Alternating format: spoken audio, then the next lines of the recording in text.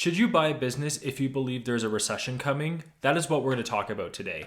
And if you like this content, please like and subscribe to my YouTube channel. It will really help me out. And without further ado, let's get into the video. I think you should still look to buy businesses if you think there's an upcoming recession. However, I do believe you need to be cautious. So let's go over the things that I think you should look for when buying a business if you think there's a recession coming up. The first thing you need to do is look how the industry performs during a recession. For example, the restaurant industry. The restaurants are like the first thing people cut back on when times get tough. Whereas a plumbing business, while it might not do as well during a recession, you could still count on those profits to be there. Think about it. If your toilet doesn't flush, are you really not going to call a plumber? Also, you sometimes have to look a little bit deeper than just saying, oh, it's a plumbing business, it will do well.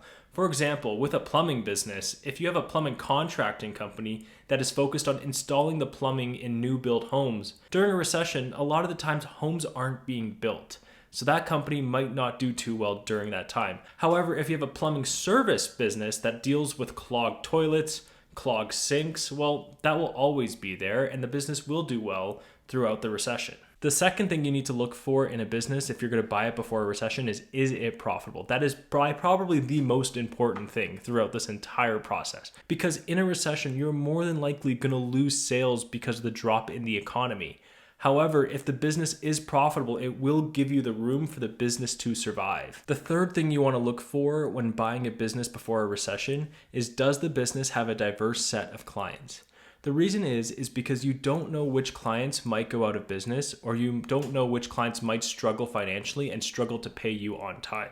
So having a diverse set of clients will help mitigate this risk. Now that we've gone through what to look for in a business, let's go into how to buy a business. Now, the majority of you watching this will probably use debt to purchase any business you want to buy. And when you buy a business, there's the law of price and terms. Your price, my terms, my price, your terms.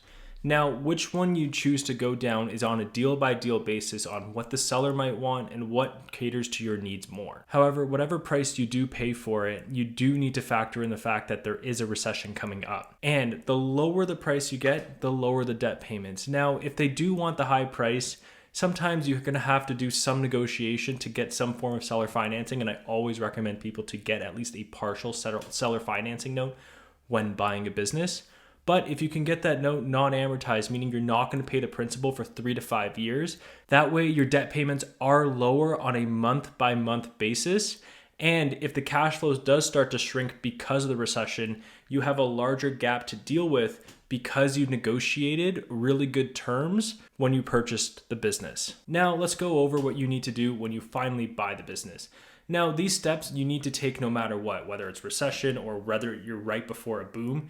These steps should always be taken. But the first thing you need to do is always diversify your customer base more because of the risk of customers leaving or customers going out of business. The second thing you need to do is increase your sales as fast as possible. Now, that goes with diversifying your client base, but you can also figure out how to sell to your current clients more to increase your revenue, which leads to increasing your profits. And remember, the more cash flow you make per month and the further away you get from your debt payments, the safer you are from going insolvent. Hey guys, if you like this video, please like this video and subscribe to my YouTube channel. And if you have any suggestions for content you would like me to create, please leave it in the comments down below. Thanks, I'll see you in the next one.